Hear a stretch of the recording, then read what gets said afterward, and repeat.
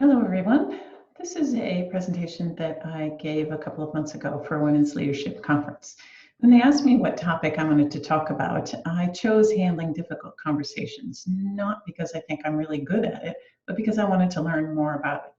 As an academic, I looked at the literature and took a few really what I thought were very helpful suggestions from the literature, and then added a few of my own from my own experience.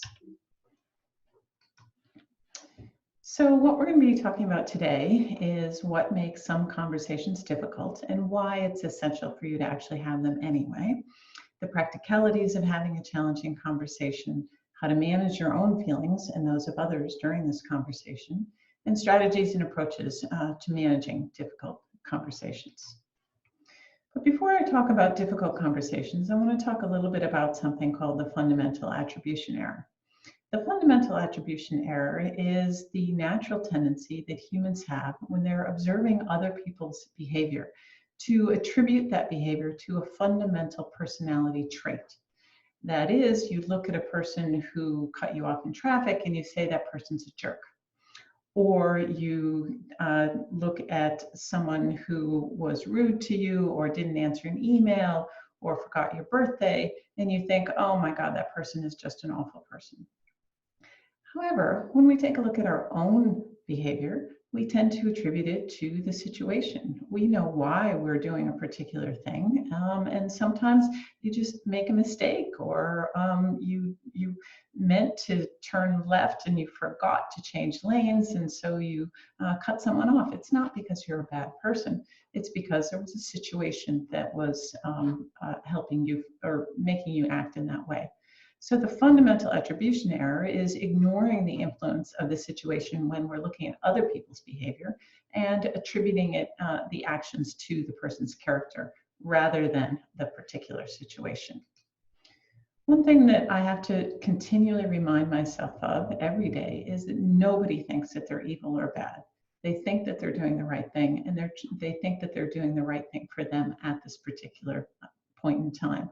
If you take that viewpoint, then you're always approaching the situation thinking that that person is actually trying to do the best that they can.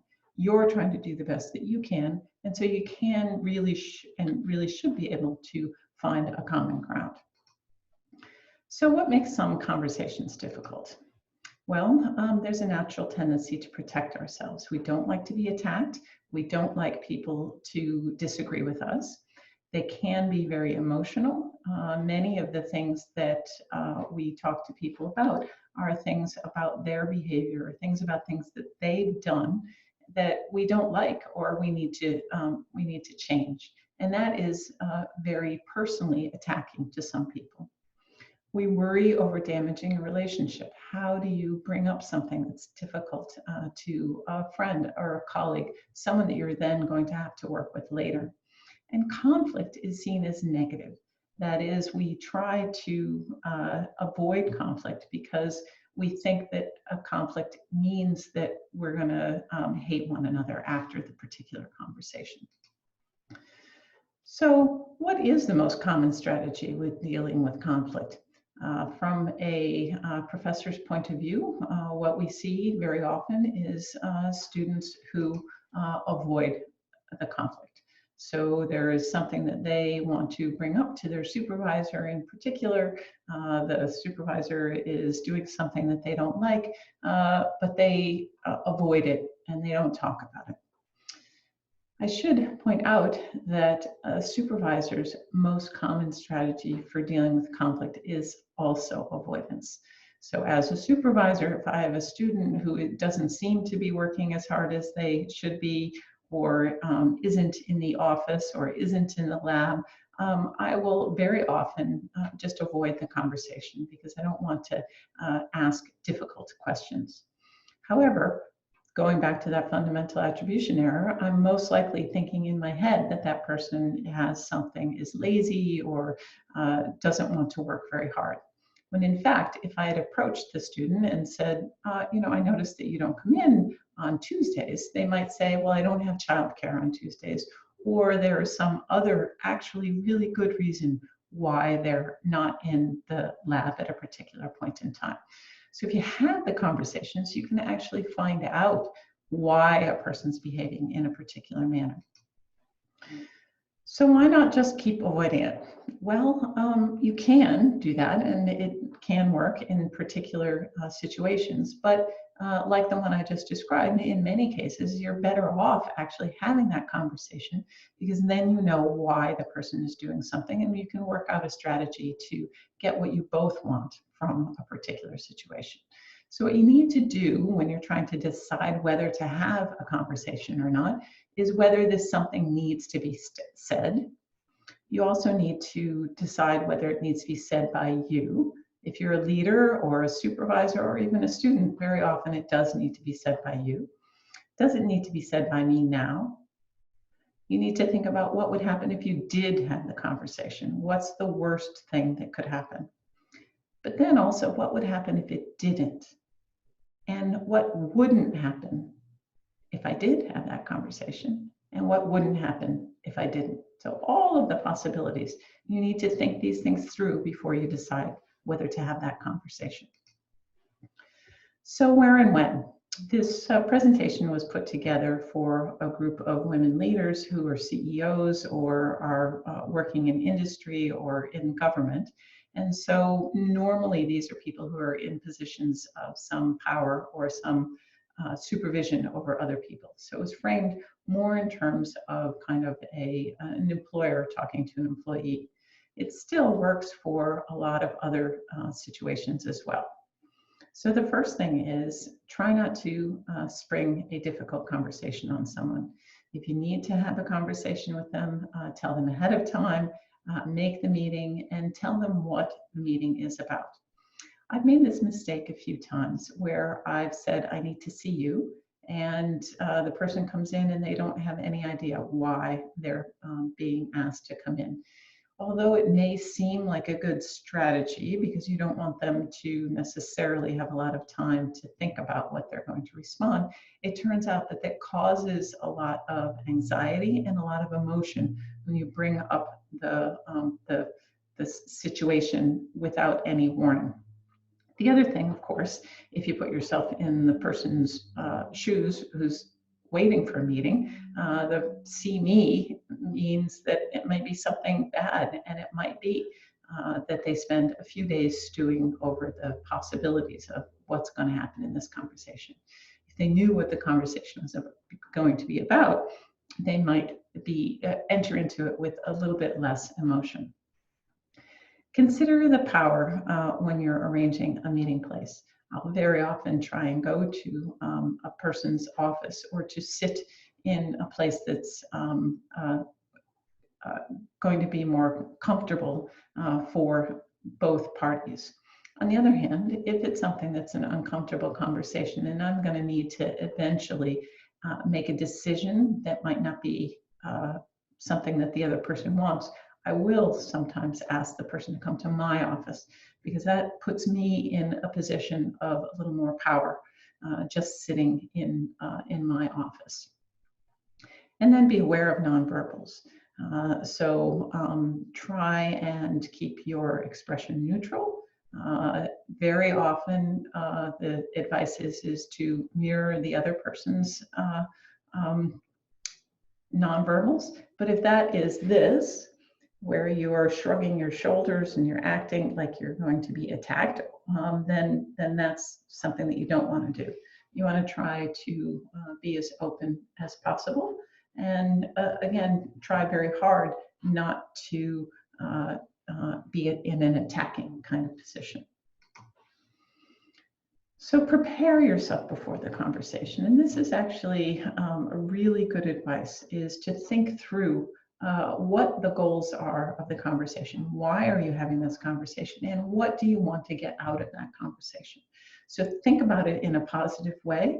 Very often, what the best framing is that we both want something, and trying to find out how we can get to that mutual agreement on what the outcome is very important. So think about the conversation in a positive way. What's the best possible outcome? Plan how you're going to deliver your message and be clear in your mind what you want. Make sure to take the other person's perspective and try and figure out what the circumstances are behind a particular behavior. And practice your opening words and possible responses. I know this sounds a bit silly, but if you practice what you're going to be saying, you're going to say it in a better manner than if you just make it up as you go along. Anticipate concerns and questions. Make sure your facts are correct and gather relevant documents. And then, of course, you always have to keep your safety in mind. Consider if you need support, if you need a person with you to witness the conversation. Number 7, checking your facts, is a really important one. And I will very often start out a conversation, a difficult conversation, by asking what the other person's view of the situation is. So I heard this particular thing. Can you tell me what was going on there, or where you saw that particular event happening, or how you remember the conversation or whatever unfolded. So make sure that you have your facts right, and you don't just start out attacking. That you ask for the other person's perspective and information. It's very important to try and make the person feel comfortable, have a little bit of small talk, and it's really important, again, to signal bad news. You're not going to want to hear this, but this is what I have to say. By giving that small bit of signaling, you give them a chance to prepare for something that's not really going to be good. So one of the things that you can also do is talk about how this is a very difficult situation. You can start that way, signaling the bad news. Don't pass the buck. If you are the person who needs to make this sort of decision, do it yourself. And then, again, this was a presentation that was put together for leaders, but every leader has a boss. So talking to the boss is a slightly different thing than talking to a subordinate. And when you're talking to the boss, again, you need to make sure that you're prepared, that you have all of your facts in line, and that you are, again, making sure that you are framing the situation in terms of what your boss will gain from this conversation. Managing emotions is very difficult. It's really hard to keep from being very emotional in situations that are difficult. Try to stay objective as much as possible. Listen actively. This is the thing that can help you calm down quite a bit, is asking the person to talk about what their perspective is, and then listening to that perspective rather than trying to formulate your next statement. Identify your triggers. What makes you emotional? What makes you your heart rate go up? And try and eliminate those from the conversation. Keep the focus on the present, or whatever the present problem is, and don't let it shift to other areas. That's really important, and it's very difficult, because lots of times you'll say something about, what about this? And the other person will say, yeah, but what about that? And it's like, well, we can talk about that later if you want to, but now we're concentrating on this particular situation. So try to keep that focus. Be transparent about your emotions in the moment. So I'm feeling a little uncomfortable right now, or you're making me feel scared, or you're making me feel angry. Be aware of body language. Again, the folded arms, the leaning forward, the stare into the eyes, those sorts of things are things that are aggressive, and you want to try and be relaxed and not aggressive. And again, your safety is important. So have an emergency plan if you think that the situation is going to turn into the possibility of violence. So the strategies and tips are to think positively, know your goal or your core message and stick to it, Put yourself in the other person's shoes. Try and imagine how you would react if you were given this particular conversation. Practice your words. They won't always come out that way, but if you practice them, then you at least have a chance. Stay on message. Again, don't get distracted and talk about other situations. This is about a particular thing and not about other things. Be specific. These are the specific outcomes that you want. This is what each one of us is going to do after this conversation is here's what we agreed, and document that. Write it down, send it in a document to all of the parties involved. Listen. Listening is really hard, actually, when you try and just listen rather than thinking about what your next utterance is. It's something that actually takes a fair amount of practice. And then be solution focused. So again, you might come in thinking that a particular solution is going to be the one that you prefer, but if in the conversation you shift from that, that's fine, but make sure that you have a solution and that the solution is agreed upon or at least understood by both parties at the end of the conversation. So the conversation itself should go something like this. You state the problem. I notice that you're not in the lab on Tuesday mornings. Can you tell me what's up with that? Listen and question. Ask questions about things that you don't understand. Acknowledge that you heard. So this is what you're telling me. You're telling me that on Tuesday mornings you don't have childcare. Reassess your position. In the case that I'm just talking about, the example, of course, you would say, okay, well, Tuesday mornings aren't going to work. Let's look for other solutions. Maybe you can come in at a different time, or maybe you can find a way to bring the child into the lab, which probably isn't a good idea. But look for other solutions, and then close by saying, here are the things that we agreed upon, or here is the decision that I've made that I'm going to then send to you in writing. So keep notes. So again, document the conversation, but then after the conversation, reflect and think about what you did right and what you might have done wrong. Then follow up with the person, and it's perfectly reasonable to say, I think that I wasn't clear enough on this particular thing, or here's where I think I might have made a mistake in our conversation, but follow up and follow up with the solutions that you have agreed on. So what I want you to do as an exercise is to think about some examples of difficult conversations that you've had. What were they about? What made them difficult? And what did you want to happen as a result of that conversation? Then I want you to actually perhaps practice having difficult conversations with someone else. Here are some examples: poor employee performance or behavior, managing conflict between individuals. If there are two people who are not getting along, you really do need to manage that.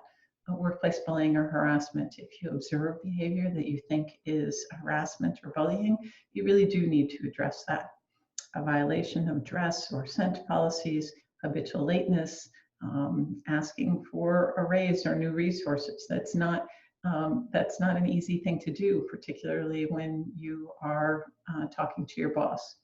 And again, think of some behavior that your spouse does that bothers you. How would you approach that conversation? How would you approach discussing and working through that? So finally, we all, again, make mistakes. And so don't beat yourself up if things go well. You can learn from those mistakes and do better the next time. And I always find that an apology goes a long way. Again, particularly if you think that you've mishandled a conversation, apologize and say that you were wrong in a particular situation. So thank you for listening, and let me know if you have any comments or would like to discuss.